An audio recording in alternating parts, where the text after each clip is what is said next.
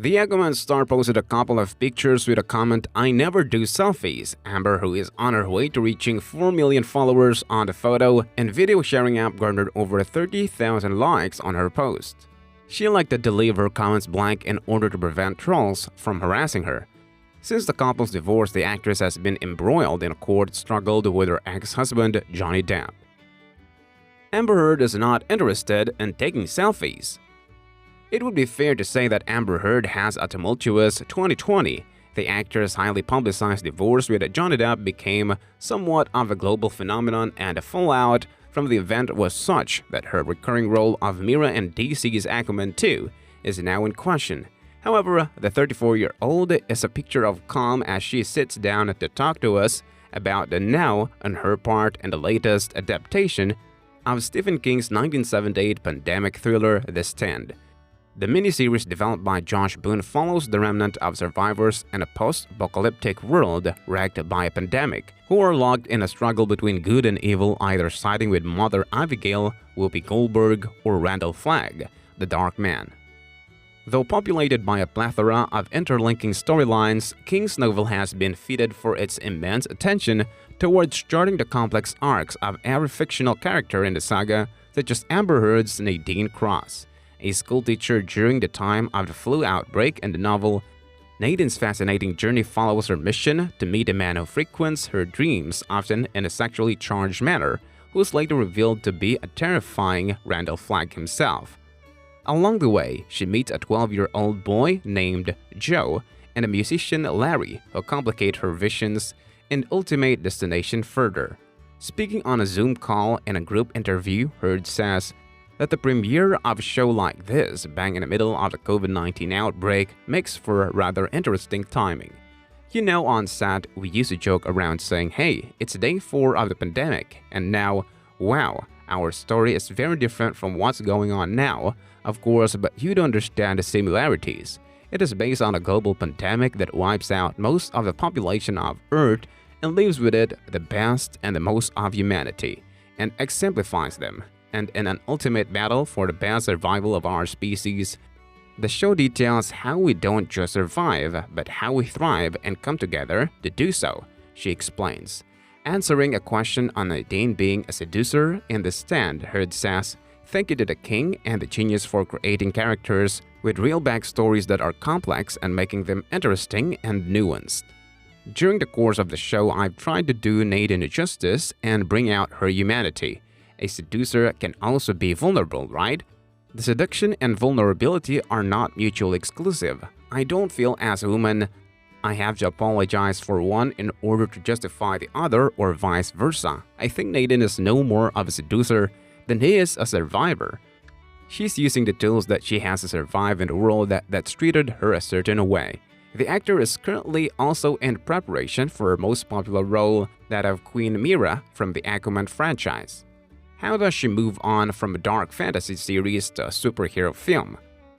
Both Nadine and Mira are totally different. What I seem to be really good at is getting an audience to believe in a villainous woman character. Actually, in Aquaman, it was a bit of a departure for me to play someone who's not using her womanly ways to bring evil to the world. But Nadine, on the other hand, is a character coming with a lot of psychological baggage. There's a lot of preparation for, frankly, how people behave when they have been groomed. Owning her journey was understanding people who come out of cults or those who have committed horrendous crimes. I talked to and read a lot of interviews and biographies with people who had been either kidnapped, brainwashed, or otherwise indoctrinated into a cult and brought on to participate in crimes.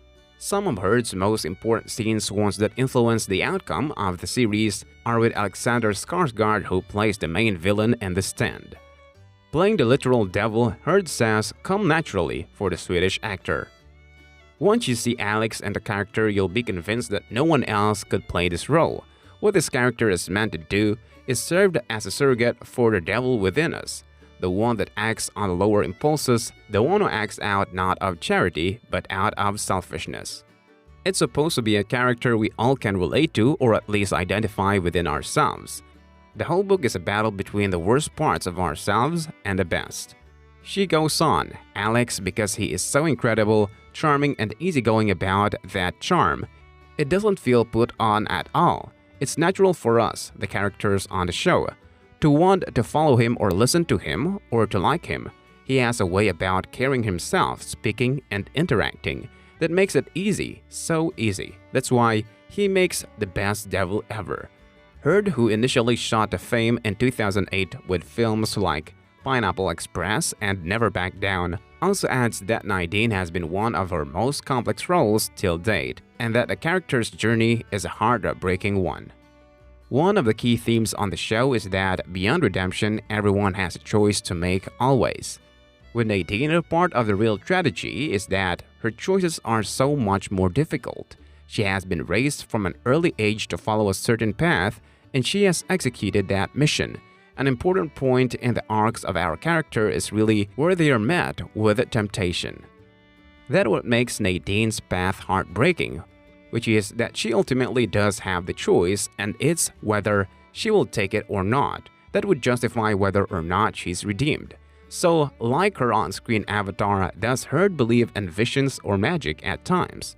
For me personally, I don't believe in anything for which I do not have proof in or the ability to understand. But I think it is important to remember that Nadine lives in a world that, as Stephen King brilliantly have been able to create, is both hyper-real but also surreal. She has communications with a person who isn't physically in a room but maintains a lifelong relationship with him. Fang is able to do so as a semi-supernatural being that jumps in and out of his realm and another realm. So for her, magic isn't a question. It's a part of her reality. Heard concludes with a smile. Defendant's career has virtually halted with the exception of Aquaman 2, which she was told months ago would begin filming in February 2021. The film from Heard's legal team at Reston VA's Charleston Bradhoff Cohen and Brown PC and Roanoke VA's Woods Roger PLC declared. Warner Brothers counsel said that they do not know when Aquaman 2 will begin filming, but it will be sometime in the spring of 2021, which is also a basis for denying the continuance.